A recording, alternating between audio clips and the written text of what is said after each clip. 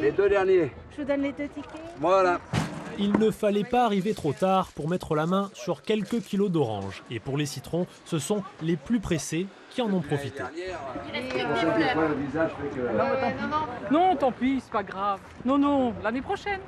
Bah déjà hier, pratiquement, on a vendu tout ce qu'on avait en citron. Et oui, c'est ça, moi je voulais prendre un citron. Ah ouais.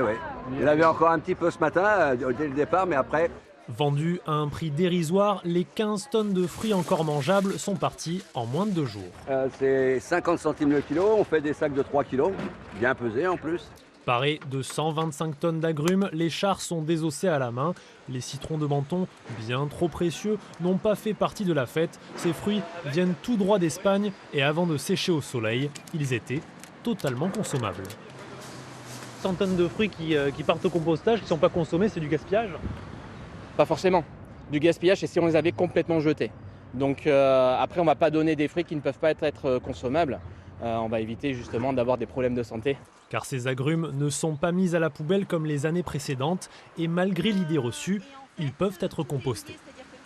Alors là, il y a un peu plus de 5 tonnes d'agrumes.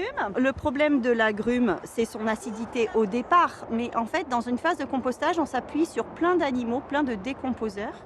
Et on laisse la nature faire. Et un pied d'agrumes n'est jamais mort enseveli sous ces agrumes qui ne se sont pas décomposés. À défaut d'être mangés, ce sont les potagers alentours qui pourront se nourrir de ces fruits, enfin valorisés.